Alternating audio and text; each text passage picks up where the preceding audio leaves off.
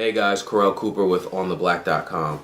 So as the Mets have struggled here at the early part of the 2009 season, there's been a lot of talk amongst us Mets fans about, what the Mets should do to improve the team short term and long term. I've heard things thrown out there about Daniel Murphy, whether, he should be benched or sent to the minors, maybe moving Oliver Perez to the bullpen, to changing around the lineup. Is Jerry Manuel the right fit for this team? And also Omar Minaya.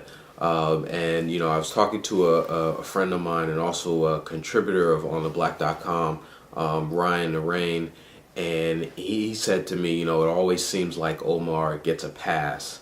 So I started to think about that a little bit, and what I want to do in this post is look at some of the transactions Omar has made since he's been here. Omar became the GM of the Mets after the 2004 season, so just want to take a look at some of the good and bad transactions that Omar has made since he's been Mets GM. So when Omar first joined the Mets after the 2004 season, I think he had really two goals in mind as GM for the Mets. One, to make this team relevant again, and two, to win. And those kind of both go hand in hand. And in that 2004 off season before the 2005 season, Omar made a big splash with the team, and he brought life back to Shea and energy back to the building again when he signed Pedro Martinez and Carlos Beltran. And for all the back and forth and for all the injuries that Pedro had for the 4 years that he was here, I'm going to call Pedro's signing a success for the simple fact that he was the first big free agent the Mets signed when Omar became GM. He brought life back into the building. He made the Mets, he started the phase of making the Mets relevant again. Now, I know especially his last 2 years, Pedro, was injured more than he pitched. But I think, I still think that signing was worth it. I still think he brought sort of a swagger to the team that they needed at that time. So, that first year when he signed Pedro and Beltran, those were big signings. And it seems like, every year that Omar's been the Mets GM, he's always sort of made a big splash in the offseason by acquiring a big name free agent. Like I said, first with the Pedro and Beltran.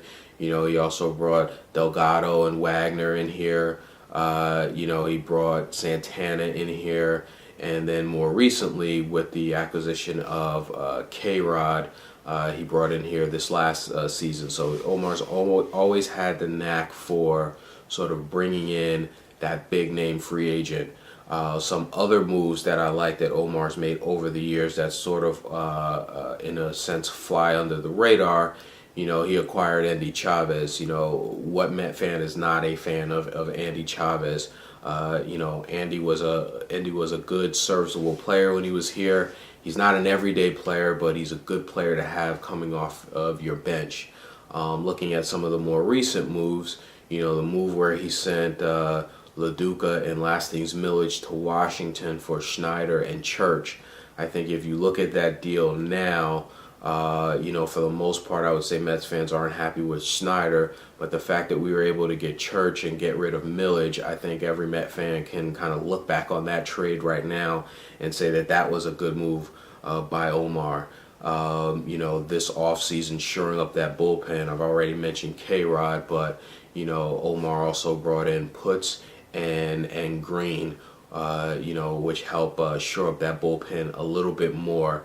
So, over the years, I think, Omar has had a good knack for bringing in sort of the big name free agent to this team, and also, filling in spots here and there as well, too. I think he's done a good job of doing that.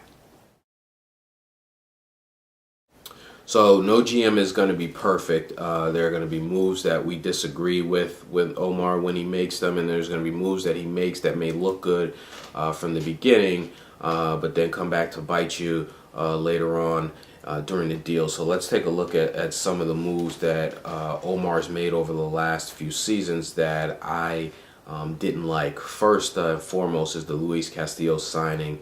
I think when Castillo was acquired, we all agreed that it was a good deal. He just had a year or two left on his contract, and then that would have been the end of it. But I don't think anyone expected the Mets to re-sign Castillo for a 4-year deal.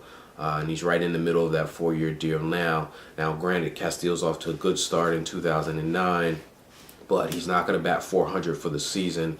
And I just think that with his age and the injuries he's had, signing him to a 4-year deal was a bad move by Omar. Another move that kind of comes to mind with Omar that he's made that I didn't like. So after the 2007 season, we could see that the bullpen was not in too good of a shape. And during that offseason, going into 2008, the Mets didn't do much to shore up that bullpen. Now, granted, during the season, we lost Wagner, and it's difficult to replace your closer midway through the season. But there could have been moves that the Mets made in that offseason to shore up that bullpen that could have eased the pain a little bit to let, when Wagner got injured. Now, granted, the Mets did an excellent job this last offseason shoring up the bullpen, but I think that they should have did that a year earlier, and maybe the results in 2008 would have been a little bit different. Another move that the Mets recently, they didn't make that comes to mind that I kind of put on Omar is in the starting rotation.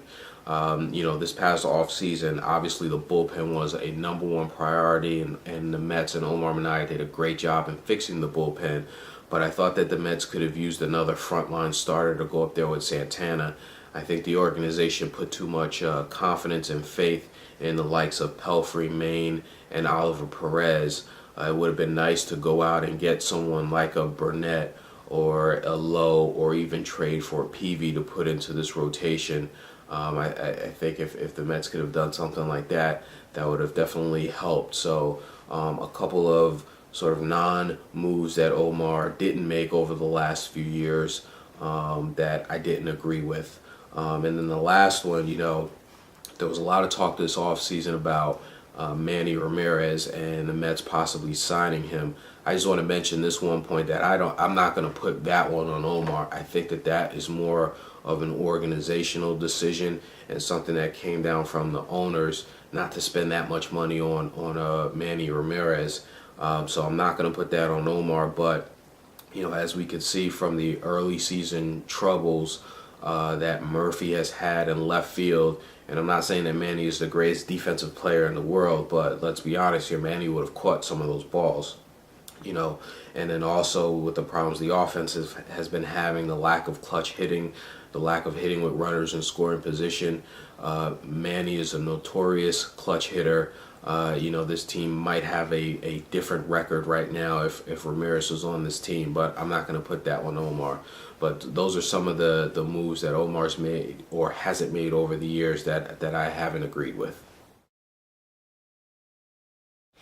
So if you're going to ask me if I'm happy with Omar Minaya as Mets GM, my answer is going to be yes.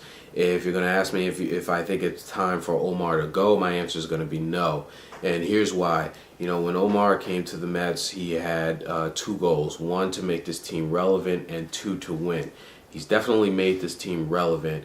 I think we as Mets fans know that coming into every season that we're going to have a chance to compete for a playoff spot. And that's something that we did not have before Omar. Now, granted, this team has underachieved and hasn't won like we expected. They've only made the playoffs 1 time since Omar's been Mets GM. So there's an issue there with the team underachieving. And granted, Omar's made some bad moves. The one that sticks out the most to me is the Luis Castillo signing. But this team is relevant. I still feel that this team is headed in the right direction. And I think it's too early to say that it's time for Omar to go. I think we give him a little bit more time. I think we see what he can do to add to this team or to improve this team. One thing that I would like to see added to this team that I think has always been missing since Omar's been the general manager is that sort of role player or that bench player that brings a certain bit of grit and toughness to the team. I think that's a key factor in the underachievement of this team and the lack of success that they have had. They just don't have that that grit and that toughness. I mean, look at the last couple weeks. I mean, Carlos Beltran is afraid to slide, for crying out loud. So, you know, if we can improve maybe in that area and add a couple pieces here and there, let's see what Omar can do here before the trade deadline to improve this team. I'd like to give Omar a shot for the remainder of this year, maybe another year or two, but I'm definitely not ready to say goodbye to Omar Minaya. So those are my thoughts on Omar Minaya, the good and bad moves he's made over the years. I would love to hear what you guys think. Leave a comment and let me know. Talk to you soon.